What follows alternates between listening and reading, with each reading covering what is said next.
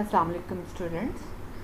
In the previous lecture HPLC2 we have seen the different type of the pumps which can be used in the HPLC, and we have seen a little bit about the mobile phase holders and the tubing systems. ठीक है, तो pumps में थोड़ा सा उसका मैं आपको फिर उसमें देती जाऊँ. आपका जो है टू टाइप ऑफ पंप्स हमने यूज़ किए. एक थे कांस्टेंट फ्लो पंप और एक थे कांस्टेंट प्रेशर पंप. जो कांस्टेंट प्रेशर पंप्स हैं वो with the help of gases they are work, और जो कांस्टेंट हमारे पास फ्लो रेट हैं पंप्स जो हैं वो हमारे पास, जिसमें रेसिप्रोकल हमारे पास पंप्स भी आ जाता है, डिस्प्लेसमेंट पंप्स भी आ जाता है. ये दो पंप्स यूज़ होते हैं. जो कांस्टेंट हमारे पास प्रेशर पंप हैं वो पल्स फ्री होंगे, यानी कि इसमें कोई बैक नॉइज़ नहीं आएगा. लेकिन हमारे क्रोमेटोग्राम पे कोई नॉइज़ शो नहीं होगा. लेकिन जो हमारे पास कांस्टेंट फ्लो पंप्स हैं उसमें हमारे पास पल्सेस प्रोड्यूस होंगी. ठीक है. अब कांस्टेंट प्रेशर पंप्स जो हैं उनमें स्टेशनरी फेज डैमेज होने के चांसेस हैं, क्योंकि वो तो एक प्रेशर के साथ जो है वो काम करता जाएगा. अब आगे अगर मोबाइल फेज की परमेबिलिटी में प्रॉब्लम है तो वो वर्क नहीं करेगा. प्रेशर आपका बैक को आना, मोबाइल फेज बैक को आना शुरू हो जाएगा, और इसका सोल्यूशन जो है वो कांस्टेंट प्रेशर पंप के पास नहीं है. जबकि हमारे पास जो है कांस्टेंट फ्लो रेट जो पंप्स हैं, ठीक है, उनमें हमने जिक्र किया था कि हमारे पास जो है वो वहाँ पे फ्लो कांस्टेंट है, प्रेशर कांस्टेंट की बात हमने नहीं की थी. वहाँ पे फ्लो कांस्टेंट होने की वजह से स्टेशनरी फेज अगर क्लोजली पैक्ड है या उसकी परमेबिलिटी में प्रॉब्लम आ रहा है मोबाइल फेज को, तो उससे कोई हमारे पास डैमेज होने के चांसेस नहीं है. क्योंकि जैसे आप वही बेनिफ्रिंज की एग्जांपल दी थी, आप किसी की उसमें वेन में आप इंजेक्शन लगा रहे हो तो आप तो उसमें एक फ्लो के साथ आप देंगे. ठीक है. अगर आपका वो बहना शुरू, आगे फिर ब्लॉकेज आना शुरू हो जाएगी, तो हम उसी लिहाज से जो है अपने पिस्टन को एडजस्ट कर लेंगे. ठीक है. इसमें हमारे पास जो है वो कांस्टेंट फ्लो जो पंप्स हैं, अगर उनका एक फ़ायदा है तो उसका एक नुकसान ये है कि उसमें पल्सेस जनरेट होती हैं. तो पल्सेस जो होती हैं वो तो नॉइज़ क्रिएट करेंगी, तो हमने फिर उसको पल्सेस को ख़त्म करने के लिए पल्स डैम्पेनर्स लगा देते हैं. ठीक है. वो क्या करेंगे, दे मिनिमाइज द पल्सेस जो हैं उनको कर देते हैं. खैर anyhow, come to the new topic. हमारे पास अब है sample injector system. Sample injector system जो है ये इंसर्टेड होता है between the analytical column and the हमारे पास जो है वो पंप, मोबाइल फेज जो पंप मोबाइल फेज पंप कर रहा है उसके दरमियान में. इट मीन कि एक आपके पास फ्लोइंग कांस्टेंट स्ट्रीम आ रही है मोबाइल फेज की. ठीक है. और हमने इस कांस्टेंट स्ट्रीम के दौरान जो है वो इसको जो है वो इंजेक्ट करना होता है. समटाइम्स हम एक माइन्यूट टाइम के लिए गैप क्रिएट करते हैं flow rate of mobile phase में, और सैंपल इंजेक्ट करके फिर मोबाइल फेज हम जो है दोबारा टर्न ऑन कर देते हैं. अब सैंपल जो हमने इंजेक्ट करना है यहाँ पे, वो हम लिक्विड फॉर्म में, सोल्यूशन फॉर्म में जो है वो हम इसको इंजेक्ट करते हैं. This is a very important thing कि यहाँ पे अगर कोई चीज़ वॉलेटाइल है या नॉन वॉलेटाइल है, वो थर्मली स्टेबल है या अनस्टेबल है, तो HPLC में उससे कोई फ़र्क नहीं पड़ता, क्योंकि आपने तो उसको जो है वो सोल्यूशन फॉर्म में जो है वो एडजस्ट करना है, तो उसकी डिकम्पोजिशन वगैरह नहीं होगी. अच्छा, सैंपल इंजेक्टर सिस्टम जो है वो several injector devices are available either from the manual auto injection of the sample. अब माइक्रोफिरिंज भी इस्तेमाल कर सकती हैं, जिसमें हमारे पास जो हम यूज़ करते हैं वो हमारे पास सेप्टम इंजेक्टर है, स्टॉप फ्लो इंजेक्टर है, एंड हमारे पास जो है वो रियोडेनी इंजेक्टर्स है. ठीक है. ये हमारे पास जो है रियोडेनी इंजेक्टर्स, ये हमारे पास पॉसिबल इंजेक्टर्स हैं जो कि हम जो है वो यूज़ करते हैं. ओके. नेक्स्ट देखते हैं हमारे पास जो सेप्टम इंजेक्टर है वो कैसे करता है. They are use for injecting the sample through a rubber septum. This kind of injector cannot be commonly used since the septum has to withstand high pressure. ठीक है. आप यहाँ इसको जो है वो कम यूज़ किया जाता है, इतना नहीं. अब स्टॉप फ्लो हमारे पास है. In this type the flow of mobile phase is stop for a while and sample is injected through a valve. ठीक है. आप वॉल्व के ज़रिए उसको जो है वो दे सकते हैं. नेक्स्ट हमारे पास जो है वो है रियोडाइन इंजेक्टर। इसमें हम क्या करते हैं, it is the most popular injector है एंड मोस्ट वाइडली यूज्ड है। This has a fix volume of loop for holding the sample until this is injected into the column. Like हमारे पास ये 20 माइक्रोलीटर, 50 माइक्रोलीटर और मोर, इससे आपके पास capacity का हो सकता है, ठीक है। Through an injector the sample is introduced into the column and the injector is आपके पास जो है वो position just before the inlet of the column, यानी कि आपका जो inlet है column को, उससे पहले हम इसको जो है वो introduce करते हैं उस column के अंदर। नेक्स्ट वन इज हमारे पास थोड़ा सा यहाँ पे अगर आपको समझ आ सके, यहाँ पे हमारे पास जो है फिगर में दिखाया गया है sampling loop for the liquid chromatography with the valve अब आपके पास हैं, ठीक है। हैंडल हैव शोन आपके pass on the left, the loop is filled from the syringe and the mobile phase flow from pump to the हमारे पास column.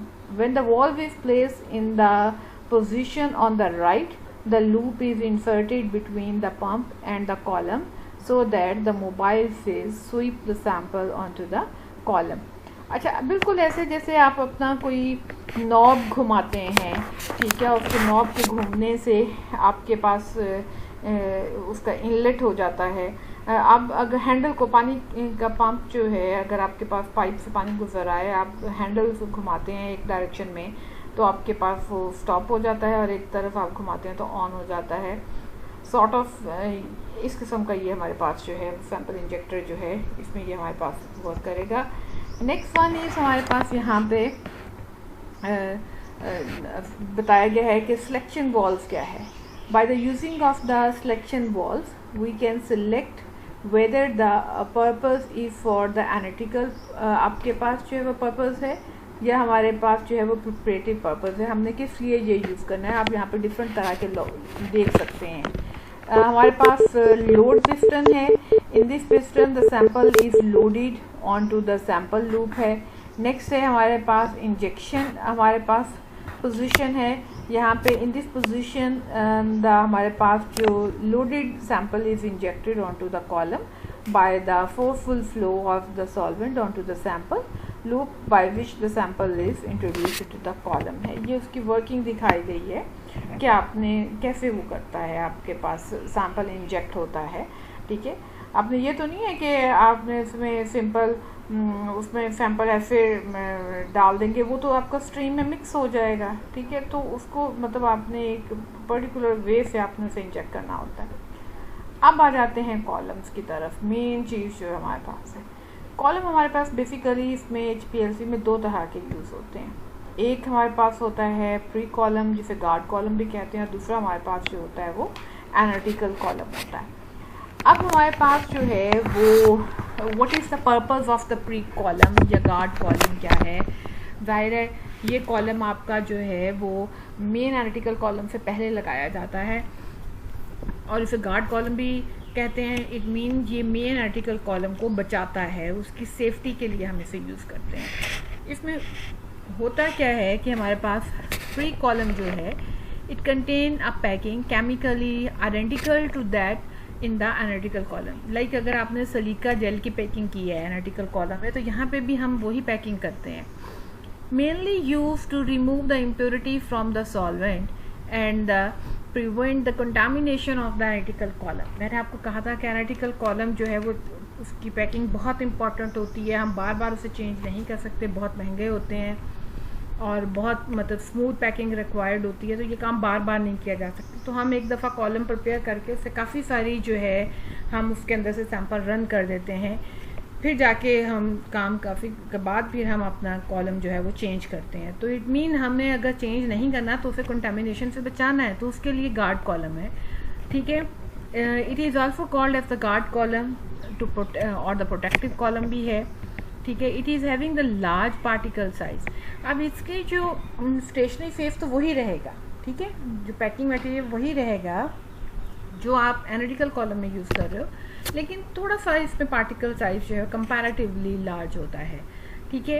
It is आपके पास जो है वो हैविंग द शॉर्ट लेंथ इसके पास होती है, 2 to 10 सेंटीमीटर होती है, ठीक है, जबकि आपके पास जो एनालिटिकल कॉलम होता है वो 25 to 100 सेंटीमीटर का होता है। ठीक हो गया। नेक्स्ट वन इज़ हमारे पास एनालिटिकल कॉलम है। एनालिटिकल कॉलम जो है द सक्सेस और the failure of analysis depend upon the choice of the column. अब ये बहुत इम्पॉर्टेंट चीज़ है कि आपने कि अगर चॉइस आपने कर ली, कोई एक कॉलम सेलेक्ट कर लिया तो उससे आपका रिज़ल्ट ख़राब आया, नेक्स्ट टाइम आपने एक डिफरेंट ट्राई किया कॉलम, उससे रिज़ल्ट बेटर आ गया, तो इट मीन आपका हिट एंड ट्राई मेथड जो है इसमें चलेगा कि किस किस्म के कॉलम्स के साथ, किस पार्टिकल साइज के स्टेशनरी फेस के साथ ये बेस्ट रिजल्ट देगा। तो this is very very important. ये सबसे इम्पॉर्टेंट चीज़ एनालिटिकल कॉलम हमारे पास। Actual separation is carried out here, ठीक है, और ये स्टेनलेस स्टील का ये ट्यूब होती है। क्यों होती है स्टेनलेस स्टील की? Because it has to withstand very high pressure. अगर हम ग्लास का लेते हैं नॉर्मली तो वो इतना फिक्स अब 1000 PSI तो हमारी लीस्ट रेंज है, उसके ऊपर जो है ये प्रेशर जो है ये बेयर नहीं कर पाएगा और इसके रप्चर होने के चांसेस होते हैं, इसलिए हम स्टेनलेस स्टील वगैरह का मोस्टली यूज़ करते हैं। लेंथ इसकी 25 to 100 सेंटीमीटर होती है। इंटरनल डायमीटर 2 हमारे पास जो है वो 4.6 mm होता है। अच्छा, अब इसमें क्या करते हैं, the column is filled with small particles of 5 to 10 microns के होते हैं। The solid support can be silica gel, alumina, हमारे पास ये मोस्ट प्रोबेबली होती हैं। The separation is the result of different component आपके पास एडहेयरिंग और the diffusion into the packing materials, ठीक है, when the mobile phase is forced through the columns. Either we separation, difference in solubility, different in affinity, different in attraction, different in permeation, वही आपके पास जो है वो बेसिक प्रिंसिपल रहेगा। तो this is very very important है। अच्छा, एनालिटिकल कॉलम का बताती चलूँ कि जब हमने ये हमारे पास जो है वो पैक फॉर्म में भी अवेलेबल होते हैं और हम इसकी पैकिंग कर भी सकते हैं। तो मोस्टली इंडस्ट्रीज जहाँ पे ये बहुत फ्रिक्वेंटली यूज़ होता है PLC, तो वहाँ पे पैकिंग जो है वो खुद ही वो लोग करते हैं, बजाय कि प्रिपेयर कॉलम्स यूज़ किए जाए, because the prepare columns are quite expensive one. अब how the columns are pack, तो इसमें देखना पड़ता है कि स्टेशनरी फेस जो आप यूज़ कर रहे हैं, इफ़ इट इज़ जेल तो is it the hard one और द सॉफ्ट वन। अगर तो हार्ड जेल होता है तो इसकी स्लरी बना ली जाती है, ठीक है। जेल अगर जब भी यूज़ करना है तो you must have to soak it into the solvent and prepare it slurry, keep it for some time, then the slurry is pumped into the analytical column under pressure for the smooth packing, ठीक है। ये तो hard jail के लिए हो गया। लेकिन अगर सॉफ्ट जेल हम यूज़ कर रहे हैं, पार्टिकल्स यूज़ कर रहे हैं, तो स्लरी बना ली। स्लरी बनाने के बाद we can't introduce it under the pressure, क्योंकि अगर हम प्रेशर अप्लाई करेंगे तो सॉफ्ट पार्टिकल्स हैं और वो जेल फॉर्म में हैं, तो नेचुरली उनके रप्चरिंग के चांसेस ज़्यादा होते हैं, ठीक है, वो डीफॉर्म हो जाएंगे। So we never do this, हम ऐसा नहीं करते, ठीक है। तो this is the one thing that we have to keep in mind while preparing the while the packing of the column. और कॉलम की जो पैकिंग होती है दैट मस्ट बी स्मूथ, हमारे पास है होनी चाहिए, यूनिफॉर्म होनी चाहिए, कोई इसमें फ्लॉज वगैरह जो है वो नहीं होने चाहिए।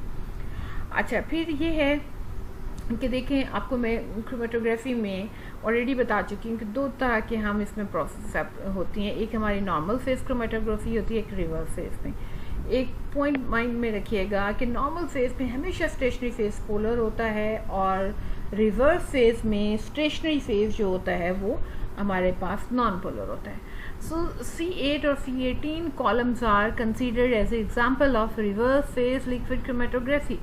Reason being कि यहाँ पे आप यूज़ कर रहे हैं ऑक्टेन यूज़ कर रहे हैं, तो वो तो आपका नॉन पोलर है। All these hydrocarbons are non polar, so being non polar जो है ये नॉन पोलर स्टेशनरी फेस बनाएंगे। अच्छा, अब इसको कैसे बनाएंगे? The stationary phase here is seen as a thin film of non polar liquid phase that has been designed to be chemically similar to an inert material, ठीक है। ये हमारे पास ये थिन फिल्म होती है जो कि आपके पास एक्ट करेगी एज अ स्टेशनरी फेस होता है। The non polar layer is chemically linked to the silica particle. Surface भी हो सकती है by reaction with the polar phenol groups on the stationary phase surface and so rendering the less polar or non-polar nature। यानी कि आपने सलीका से fill कर लिया, फिल करने के बाद आपने इसके ऊपर ऑक्टेन जो है उससे आपने इसको कवर कर दिया, तो इट मीन ये एडहेयर हो गया। ठीक है, ये आगे हम डिटेल से भी बात करेंगे कि एक सरफेस बॉन्डेड होते हैं और एक केमिकली बॉन्डेड होते हैं। तो ये आपके पास उसके सरफेस के साथ सलीका के साथ बॉन्ड बना लेंगे। The difference between the two column will be in the length of the carbon chain attach to the silica surface है। According C8 HPLC column having packing material composed of silica particle attached to the C8 carbon units. In C18 will be of course having the packing material coated with C18 आपके पास जो है वो hydrophobic units. ठीक है, आपके पास category both are the reverse phase, क्योंकि दोनों ही नॉन पोलर हैं, but C18 column will definitely will be more आपके पास hydrophobic rather than the C8 column, क्योंकि आपके पास जितना चेन बड़ी होती जाएगी उतना उसमें नॉन पोलर करेक्टर जो है वो इन्हेंस होता जाएगा। Then next one is your detectors हैं। अब हमने डिटेक्टर यूज़ करने हैं HPLC में। आपके पास डिटेक्टर्स जो हैं हमारे पास यहाँ पे they will detect the what ever the element is coming out from the column, जो भी आपके पास आ रहा है उसको हम डिटेक्टर से पास करते हैं। तो डिटेक्टर अब यहाँ से जो है वो डिटरमिन करेगा तो कि what solutes are present in what quantity they are present. तो डिटेक्टर्स हमारे पास जो हैं बेसिकली जो है वो हम यूज़ कर सकते हैं। यहाँ पे यूवी डिटेक्टर यूज़ कर सकते हैं, जिसे हम एब्जॉर्बेंस है यूवी विजिबल हमारे पास डिटेक्टर्स हम उसको यूज़ कर सकते हैं। रिफ्रैक्टिव इंडेक्स डिटेक्टर्स यूज़ कर सकते हैं, they detect the change in the turbidity हमारे पास है। ठीक है, फ्लोरिसेंस है, if the light is fluorescent मतलब उसमें आपके पास लाइट एब्जॉर्ब की हुई और लाइट ट्रांसमिट करता है। ठीक है, तो हम उसके लिए कोई फ्लोरिसेंट मटेरियल तो उसके लिए फ्लोरिसेंस डिटेक्टर यूज़ करेंगे। इलेक्ट्रोकेमिकल हम यूज़ करेंगे measure the current flowing through the pair of the electrodes on which a potential difference is imposed due to the oxidation or the reduction of the solute है। Light oxidant form conductor है और reduce form नहीं है। ठीक है, तो उस लिहाज से हम उसमें फ्लो रेट में फ़र्क पड़ेगा। नेक्स्ट है कंडक्टिविटी, ये आइंस है। लाइट स्कैटरिंग है, द मैस स्पेक्ट्रो हमारे पास मीट्री है। ठीक है, तो these are the possible detectors which can be used for हमारे पास जो है यहाँ पे हम HPLC में यूज़ कर सकते हैं। द नेक्स्ट वन इज़ हमारे पास जो है वो सिलेक्शन ऑफ डिटेक्टर्स है। हमने कैसे डिटेक्टर्स को सिलेक्ट करना है। ठीक है, तो यूवी विजिबल हम तब इस्तेमाल करेंगे the compound with chromophores, you well know chromophores which are capable of absorbing the UV light such as the aromatic rings or the multiple alternating double bonds जो हैं they are chromophore basically। तो अगर chromophores मौजूद हैं compound में तो हम definitely UV detector को प्रायोरिटी देंगे। रिफ्रैक्टिव इंडेक्स है आपके फ्लोरिसेंट आपके पास जो हैं वो हम तब यूज़ करेंगे the fluorescent compound usually with the fused rings और the highly conjugated polar systems हैं तो हम ये यूज़ करेंगे। अच्छा जी, फिर अगर कंडक्टिविटी आपने यूज़ करने डिटेक्टर्स तो वो charge compound such as inorganic ions and the organic acids के लिए यूज़ करेंगे। ठीक है, अगर हमारे पास इलेक्ट्रिकल यहाँ पे है for easily oxidize compounds like quinine और अमीन्स के लिए यूज़ करेंगे। ठीक है, for the compounds that do not show characteristic हमारे पास usable by the other detectors तो उसके लिए हम जो है वो रिफ्रैक्टिव इंडेक्स जो है वो यूज़ करेंगे। तो दीज आर द हमारे पास the selection of the detectors है that we have to keep in mind. अच्छा, अब डिफरेंट टाइप ऑफ डिटेक्टर्स जो हैं उनके एडवांटेजेस क्या हैं, डिसएडवांटेजेस क्या अगर हम यूवी विजिबल यूज़ करते हैं। ठीक है, तो हमारे पास जो है इसमें एडवांटेज क्या है, वर्क हमारे पास जो है वो विद ऑल द मॉलिक्यूल्स है, इसके एडवांटेज है। डिसएडवांटेज जो है नॉन स्पेसिफिक है, कम्प्लेक्स है, इसमें सैम्पल एब्जॉर्प्शन आपके पास ये एब्जॉर्प्शन वेवलेंथ जो है वो प्रॉब्लम हमारे पास मोस्टली करती है। ठीक है, DAD में क्या है, वर्क फॉर ऑल वेवलेंथ्स है हमारे पास है। हाई आपके पास जो है इसकी LOD वैल्यू होती है। फ्लोरेसेंस अगर हैं तो वेरी स्पेसिफिक होते हैं, लो आपके पास जो है यहाँ पे LOD वैल्यू होती है। नॉट एवरीथिंग पहले फ्लोरेसेंस नहीं होती। IR हम कब यूज़ करेंगे, वर्क जो है विद ऑल द मॉलिक्यूल्स, ठीक है। आपके पास disadvantage, many solvents IR active, अब आपके सॉल्वेंट्स भी IR एक्टिव हैं अगर, तो फिर तो हम इसको यूज़ नहीं कर पाएंगे। रिफ्रैक्टिव इंडेक्स अगर आपके पास आता है, वर्क हमारे पास जो है वो ऑल द मॉलिक्यूल्स के साथ वर्क करता है, ठीक है। लेकिन इसका क्या है, टेम्परेचर सेंसिटिव है। आपके पास अगर टेम्परेचर वेरी करेगा तो रिफ्रैक्टिव इंडेक्स वैल्यू जो है वो वेरी कर जाएगी। स्कैटरिंग अगर है तो यूनिफॉर्म स्कैटरिंग टू लाइट है, यूनिफॉर्म रिस्पॉन्स है हमारे पास यहाँ पे, ठीक है। नॉन स्पेसिफिक है क्योंकि इंटरफेरेंस फ्रॉम द सॉल्वेंट हो जाती है। अगर इलेक्ट्रोकेमिकल की लेते हैं तो आपके पास जो है वो कमर्शियली अवेलेबल होते हैं बट नॉन स्पेसिफिक होते हैं। मैस स्पेक्ट्रोमीटर जो है ये आपके पास जो है लो LOD इसके होती है, एनालाइट आपके पास जो होता है वो आइडेंटिफिकेशन इज डिफ़िकल्ट है, ठीक है। इसकी एबिलिटी टू आयोनाइज जो है वो द एनालाइट भी होती है। तो these are the some characteristics that we have to keep in mind.